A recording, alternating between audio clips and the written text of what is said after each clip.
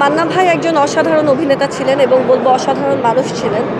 তো আমি আল্লাহর কাছে চাবো তিনি যাতে সবচেয়ে সুন্দর জায়গায় স্থান পান।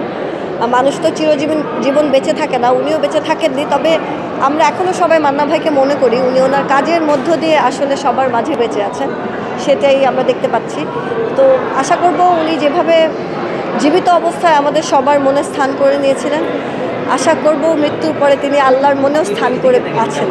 আমার ছোট ভাই আজকে 4টা বা 3টা নমিনেশন পেয়েছে। সো আজকে যদি সে অ্যাওয়ার্ড পায়, সেটা বড় বোন হিসেবে আমার জন্য একটা অনেক বড় প্রাপ্তি। ছোট ভাই কিসে আছে, কি করে? আমার ছোট ভাই মিউজিক কম্পোজার, সিঙ্গার, সংরাইটার। আপনারাও যে তৈ তৈ তৈ তৈ তৈ গান শুনেছেন, সেটা কম্পোজার সে। বললাম যে আপনারা যে তৈ তৈ তৈতে গান শুনেছেন, সেটার কম্পোজার সে। তো এখানে অনেক যতগুলো ব্যাকগ্রাউন্ড স্কোরিং বা গান এবং লিরিক্সের জন্য তিন সাবজেক্টে নমিনেশন হয়েছে। আপু, আমি আপনার অনেক নাটক দেখেছি, অনেক সিনেমাও দেখেছি মান্না ভাই থেকে শুরু করে। এখন কি কাজ নিয়ে ব্যস্ত সময় কাটাচ্ছেন একটু বলুন। আসলে আমি আমার ভাই, আমার বোন এবং আমার হাজব্যান্ড মিলে, আমার বাবার একটা প্রতিষ্ঠান ছিল, সেই প্রতিষ্ঠানটাকে একটা ফাউন্ডেশন আকারে তৈরি করছি। সেটা জানুয়ারিতে শুরু হবে। তাছাড়া ফিল্মে কাজ করছি। সামনে আপনি কোনো ফিল্ম দেখতে পাবে কি না? সারপ্রাইজ। 2024 আসলে শেষের দিকে, 25 সালে মানে নতুন বছরে কি চিন্তা ভাবনা করছেন, যে নতুন বছর কিভাবে কাটাচ্ছেন? আশা করব নতুন বছর যাতে এই বছর থেকেও ভালো যায়। এই বছরে আমার অনেকগুলো নতুন অ্যাচিভমেন্ট ছিল জীবনে।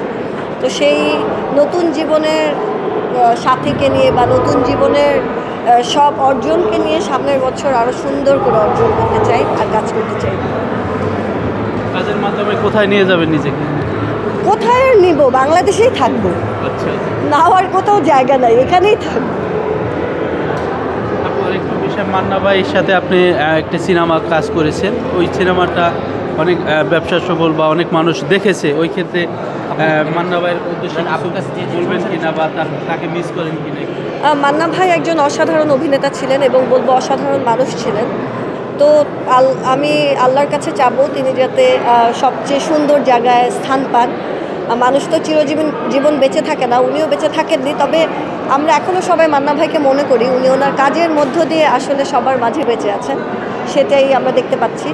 তো আশা করব উনি যেভাবে জীবিত অবস্থায় আমাদের সবার মনে স্থান করে নিয়েছিলেন, আশা করব মৃত্যুর পরে তিনি আল্লাহর মনেও স্থান করে আছেন। এখনও কিন্তু বাংলা সিনেমা দর্শক দেখে, ভালো সিনেমা হলে। এই ক্ষেত্রে যারা ধরেন সাকিবের সিনেমাটাও মানুষ গ্রহণ করে, কিন্তু ভালো মানের সিনেমা ওরকম হচ্ছে না। এই বিষয় নিয়ে একটু বলুন। আসলে এখন ইন্ডি ফিল্মের যুগ, ভালো খারাপ নানান ধরনের নানান রকম সিনেমা হয়। মান্না ভাইয়ের সময় যেরকম কমার্শিয়াল সিনেমা হতো, এখন অনেক ইন্ডিপেন্ডেন্ট সিনেমা হয়। যেমন আমি গত বছর দেয়ালের দেশ নামে একটা সিনেমায় কাজ করেছি। 27 বছর বয়সের একজন ডিরেক্টর, মিশুক মনি ছিল সেটার ডিরেক্টর। তো এত ইয়াং এইজে একজন ডিরেক্টর ডিরেকশন দেবে, সেটা আগে গত 10 বছর আগে কেউ কল্পনা করতে পারতো না। তো আমি মনে করি যে সিনেমার স্বর্ণযুগ আসছে সামনে, আর ওটিটিতে এক একটা কন্টেন্টকে কিন্তু আমরা ফিল্ম বলি। তো এটাও একটা এক্সপেরিমেন্টের জায়গা। দর্শক অনেক টেস্টের সিনেমা পাচ্ছে এবং পাবে, এটা আমি আশা করি। আপনি কিভাবে আসলে সংসার, অভিনয় আসলে কিভাবে একসাথে সামাল দেন, একটু বলবেন কি? সব কিছুই মনোযোগ দিয়ে করতে হয়, শুধু সময়টা একটু ম্যানেজ করে নিতে হয়। মানুষের জীবন তো ছোট, আর জীবনে 24 ঘন্টায় সময়। তো সব কিছু যদি কেউ করতে চায়, তাহলে একটু ম্যানেজমেন্ট প্রয়োজন। এই আর কি বলবো যে নতুন বছর খুব কাছাকাছি, সবাই ভালো থাকবেন এবং সবার জন্য শুভকামনা।